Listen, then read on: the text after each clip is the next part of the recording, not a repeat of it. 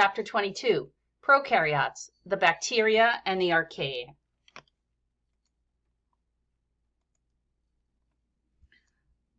Before we get into our very first group of living organisms, the prokaryotes, we'll talk a little bit about the history of microbiology, which is the science that looks into very small living things.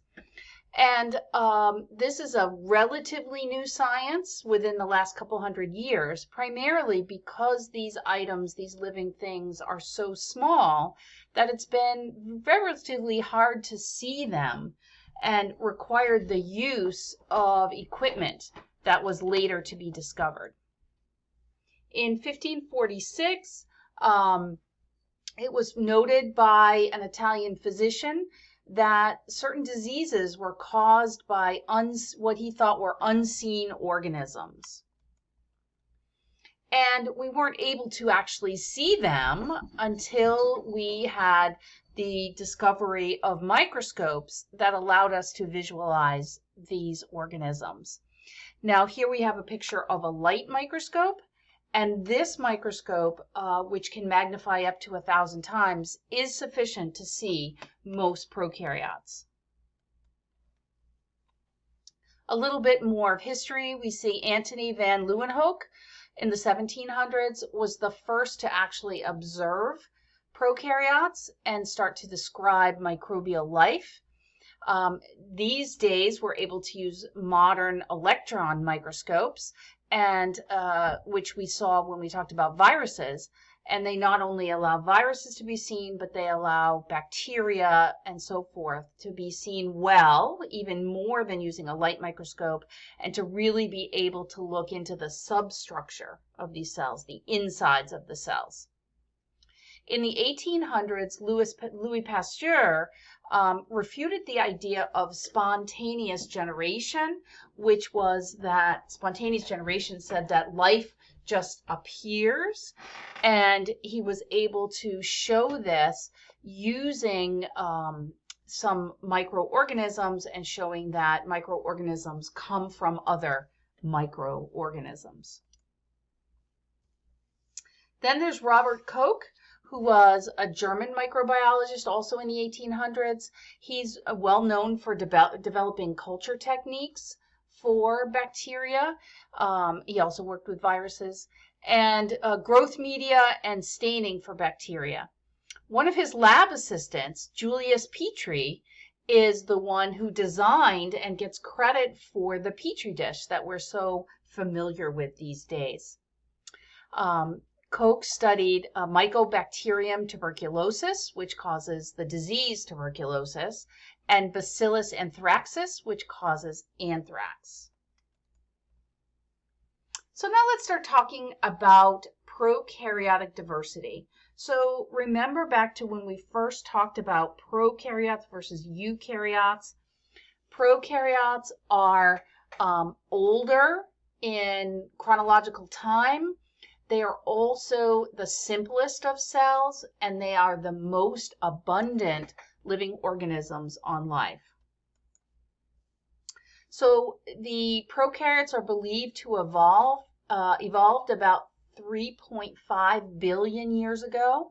The Earth is about 4.5 billion years, so it took 1 billion years before any life appeared. But then it was over 1 billion years before we saw, after the advent of prokaryotes, before we saw eukaryotes appear. Now, we know a lot about prokaryotes, but there's lots and lots that we have not identified and therefore not been able to describe. And interesting, we tend to think that prokaryotes cause disease and are very damaging, but in fact, only about 1% are disease-causing organisms. And prokaryotes fall into two main domains. That is the domain of bacteria, which is also called eubacteria. The U stands for true bacteria. And the archaea, which is we're also called the archaebacteria.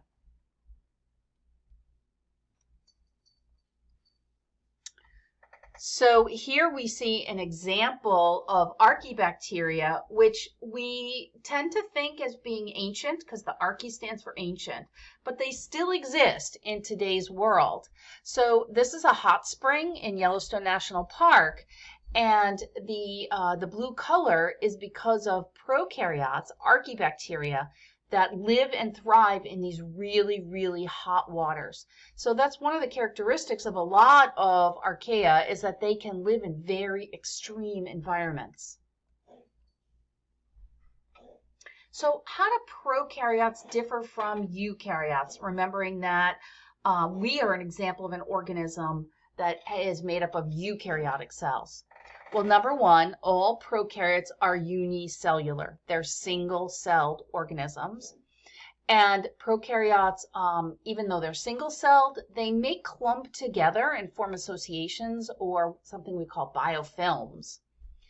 They are, their cells are very, very much smaller than eukaryotes. So in general, most prokaryotes are less than 1 millimeter, and in fact, even much smaller in the low micrometer or micrometer measurement. So for example, a eukaryotic bacteria is 2 microns. And remember, there are 1,000 microns in each millimeter. Regarding the genetic material, prokaryotic organisms do have a chromosome. It's a single, circular, double-stranded piece of DNA. So that's characteristic of prokaryotic cells. But it is not contained in a membrane-bound nucleus. In fact, it is found in a region of the cell called the nucleoid region, but it is not in a true nucleus. Additionally, there may be extra pieces of DNA, which are called plasmids. Plasmids are pieces of DNA that can contribute to the activities of the cell, but they're not required for life. And then cell division and genetic recombination.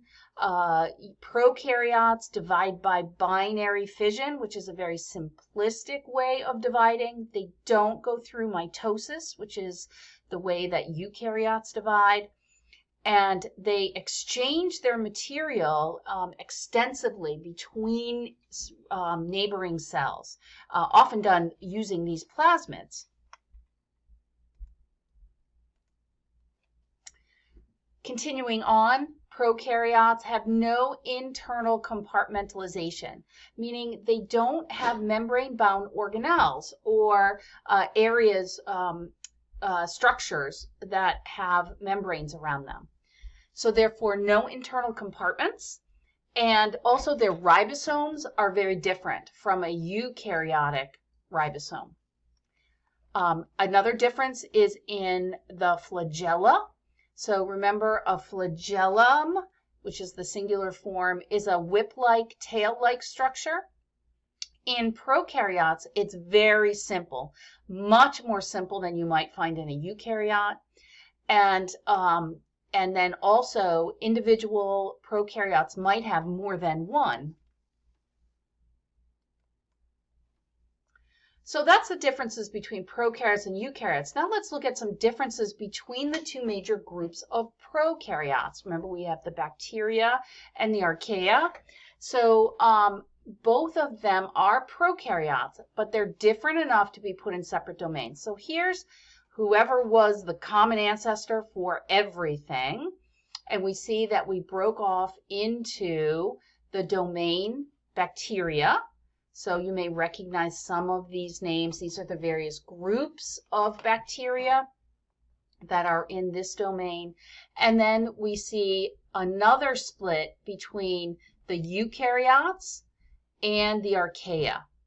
So in fact, members of the domain archaea are more closely related to eukaryotes than they are to members of the bacterial group. So how do we classify or put bacteria into groups? Well, these are some of the older mechanisms for doing that. So we relied on staining the bacteria and looking for phenotypes. What sort of things did we see? So we were able to look and see who's photosynthetic, who's not photosynthetic, and put them into groups that way. Who moves and who doesn't move. Who is unicellular? They're all unicellular, but who might form colonies or who might form sort of filaments of adjacent prokaryotes? Who forms spores and who divides by binary fission? And who might be a human pathogen and who might not? Now, these are some of the older ways. Newer ways of grouping bacteria are by more molecular mechanisms. What kind of amino acid sequences do they have in their proteins? When they make proteins, who has different guanosine cytosine content? Remember, those are two types of nucleotides. Nucleic acid hybridization, meaning who has closer base pairing, who has similar sequences in the DNA in regions. Then we can look at genes and RNA sequencing, again looking at more broad sequencing, and then the whole genome.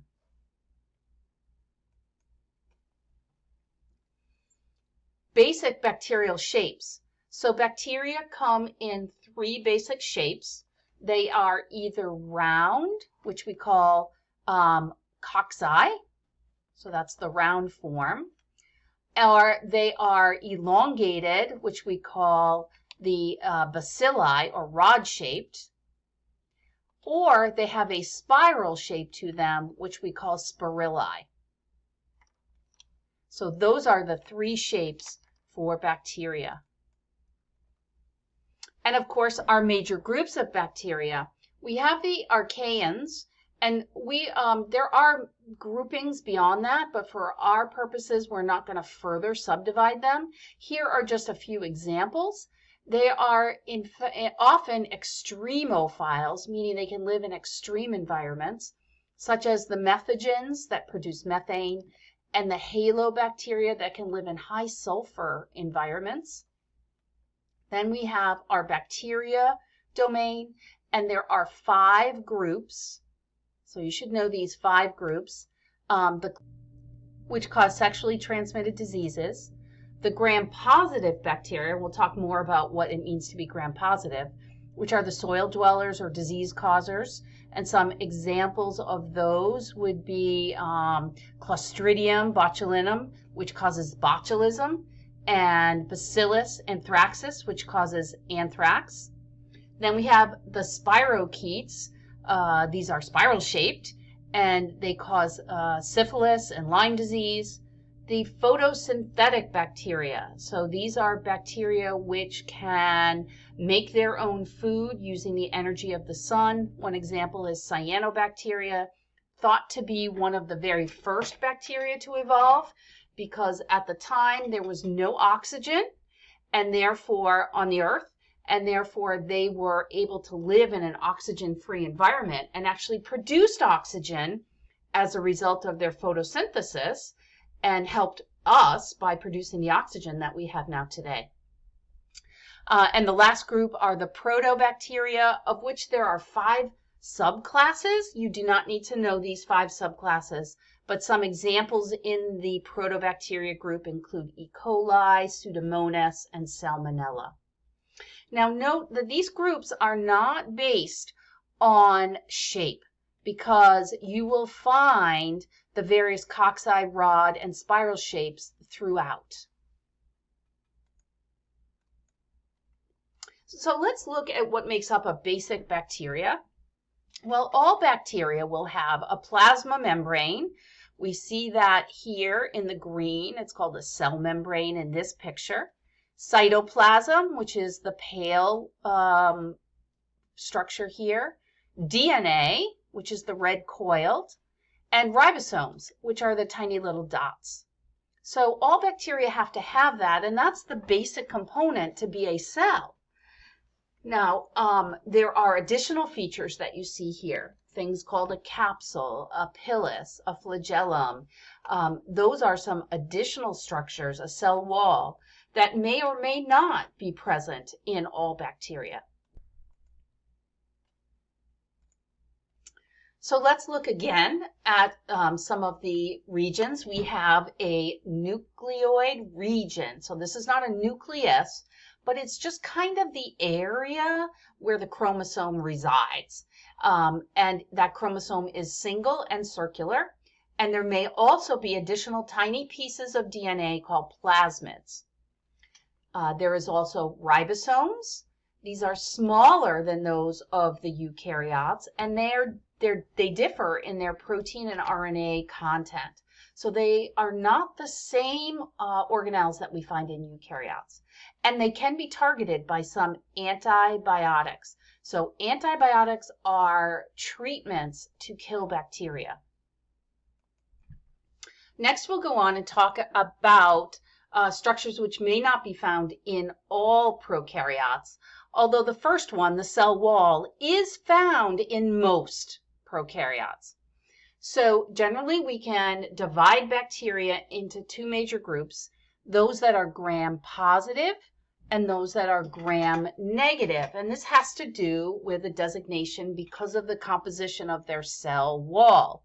Now, both of them have a cell wall that is made of a compound called peptidoglycan, which is a combination of amino acids and sugars. So if we look at this diagram here, we see the inner lining is the plasma or cell membrane, and then here's the cell wall made of peptidoglycan. And we find that in both gram-positive and gram-negative, although the one for the gram-positive is much thicker than the one for the gram-negative. So what we find is that when we do a staining process, which was developed by Gram, hence the name, a gram-positive result is when the cell wall is thick and the dye affixes and it stains purple. Now, gram-negative has a thinner cell wall, and when the dye is added and counterstained with a pink dye, the pink dye cannot be excluded, and that causes a change in the color of the cell. The pink dye goes into the cell because the thinner wall cannot exclude it. Now, the archaeans, remember these are only bacteria. The archaeans, that group of prokaryotes, have no peptidoglycan. Additional optional components are a capsule. So we do see a capsule in our diagram. That's the light green outer coating here. And that's a gelatinous, like jello-like layer found in some bacteria.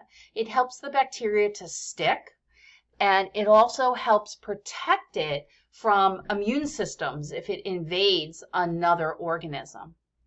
There may be a flagellum or multiple flagella. So these are these tail-like structures which help move the bacteria, and they spin like a little propeller, remembering that the mechanism of how they work is different in prokaryotes versus eukaryotes. And lastly, the pili. So the pili are these short little structures, much shorter than a flagellum, and there's usually multiple of them. We find them in gram-negative bacteria. So everybody in that list of bacteria that was outside of the gram-positive, those would all be gram-negative bacteria, and again helps in attaching, and through a process called conjugation that we're going to talk about further. We have one more optional component. Those are the endospores. So these again are not found in every bacteria.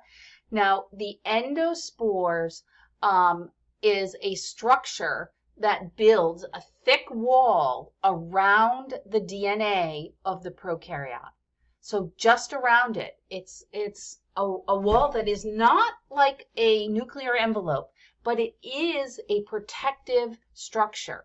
so that when the bacteria is in a time of environmental stress, this wall will protect the DNA, and essentially the rest of the bacteria kind of fades away until conditions get better. And then the DNA can break out of the endospore and go back to going through division and making more bacterial cells. So we find that certain bacteria that cause some diseases we're familiar with form these endospores to help evade being destroyed. So bacteria that cause tetanus, botulism, and anthrax do form endospores. And in this picture, these are the rod-shaped bacteria, and the little green structure is an endospore inside of the bacterial cells.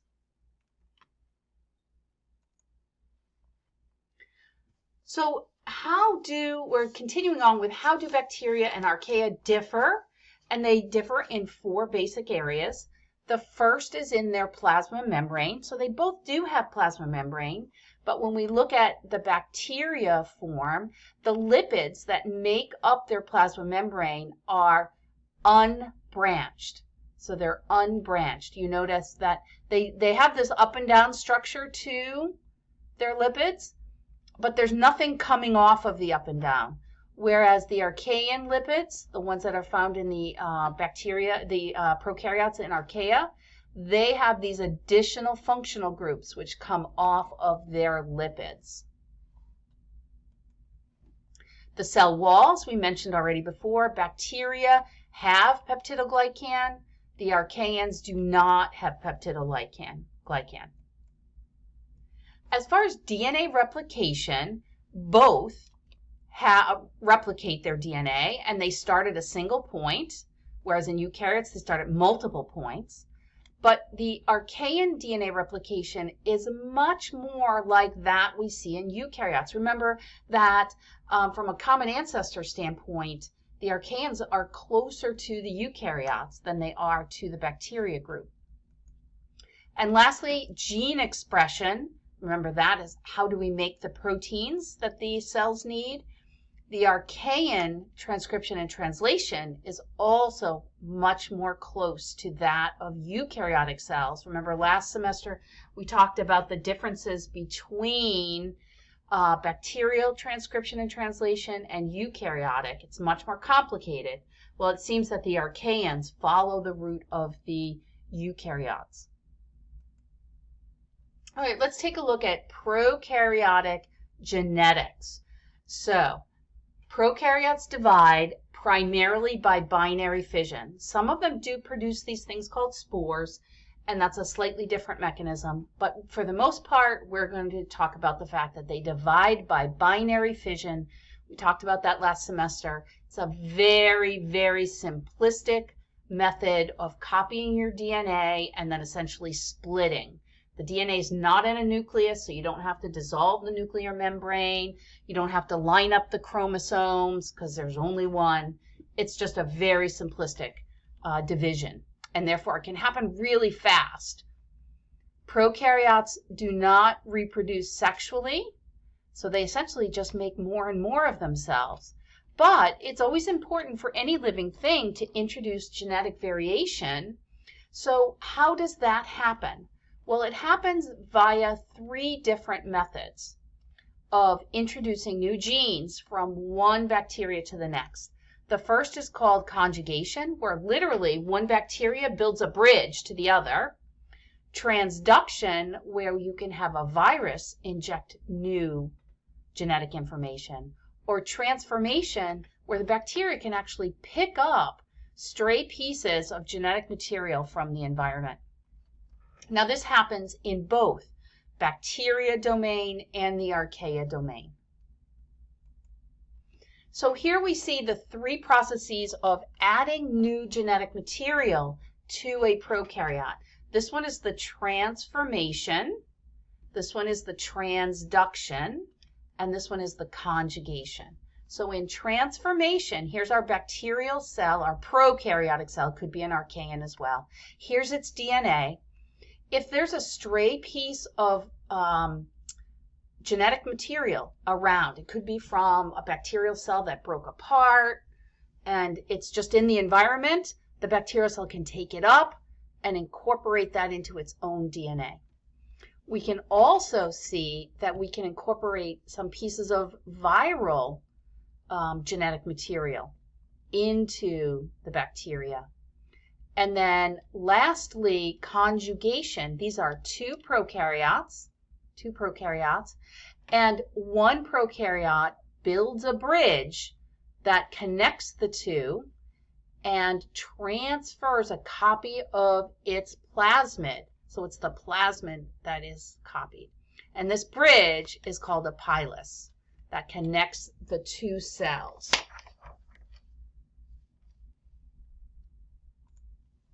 Now, in this conjugation, the cell that builds the bridge is called the F plus cell. And here's the F plasmid that's going to be transferred.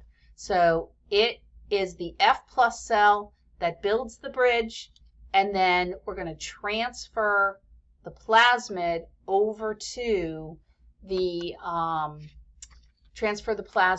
copy it over to the second new cell. And then once this one has that plasmid, it can also build a pilus and transfer that to another bacteria. So that was reproduction of prokaryotes. How do prokaryotes undergo metabolism? Well, they need to have an energy source and they need to have a carbon source. So no matter who you are as a prokaryote, you have to have a way to make energy and you have to have a source of carbon to make new material. So how do we get the carbon? Well, there are two ways. You can either be an autotroph or you can be a heterotroph. So autotrophs, and autotroph stands for self-feeding, they can make carbon material from carbon dioxide, just like plants do. So that's an autotroph. A heterotroph needs to consume other organic molecules. So essentially needs to eat something that was previously living to get the carbon from it. Like, for example, we are heterotrophs. There are bacteria and prokaryotes that are heterotrophs. Now, within each group, this is how they get their carbon. Where do they get their energy? So if you are a photoautotroph, you're going to use carbon dioxide, and where do you get your energy? From the sun, just like plants do. An example of a bacteria is the cyanobacteria. That is a bacteria that uses sun energy to essentially photosynthesize and use carbon from carbon dioxide.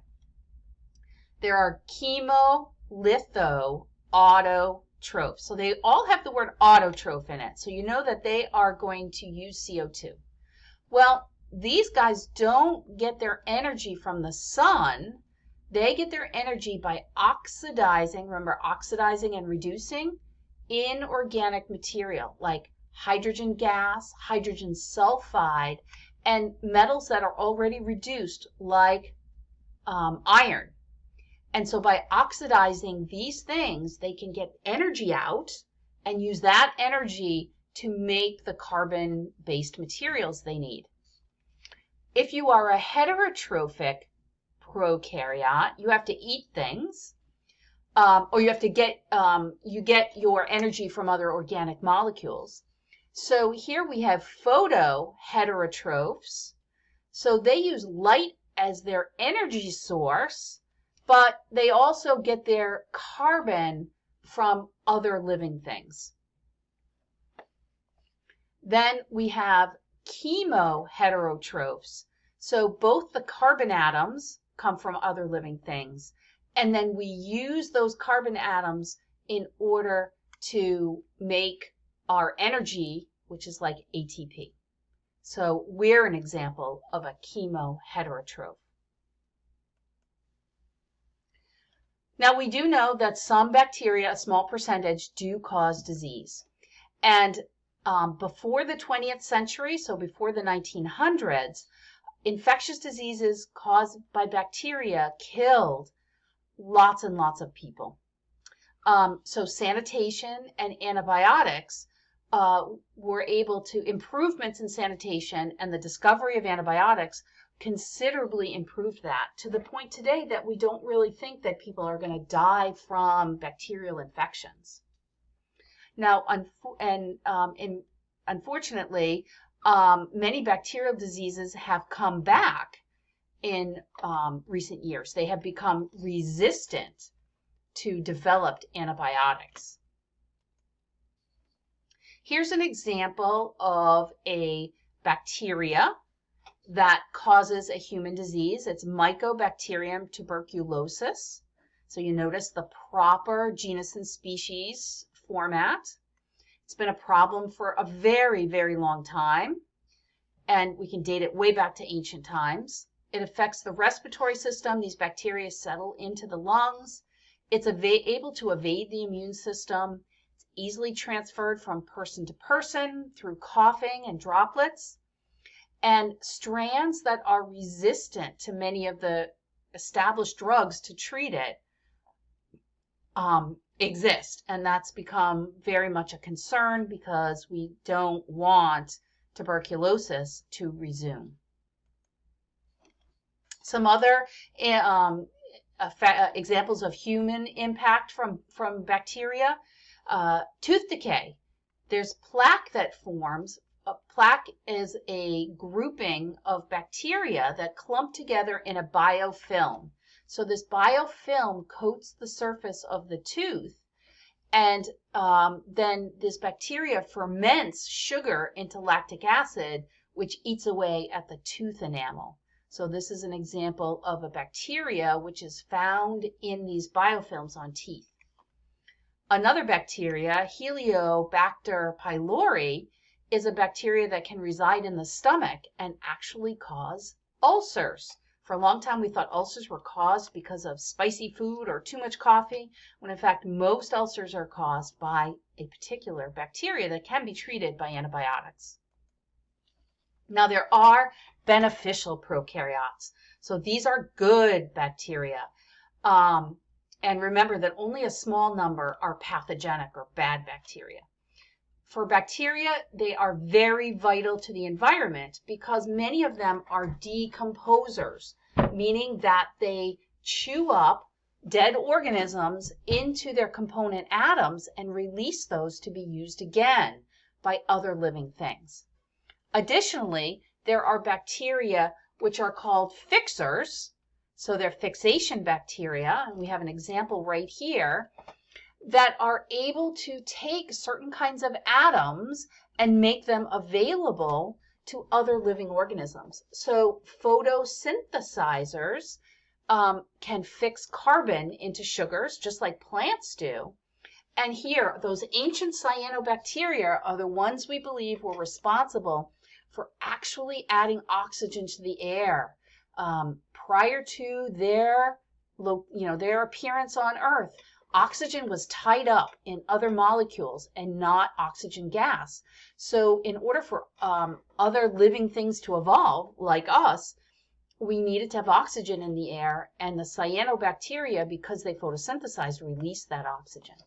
There are also nitrogen fixers that take nitrogen gas and turn it into ammonia. These are bacteria that reside primarily in the soil, but we can find some in water environments, and they live in these little nodules around plant roots.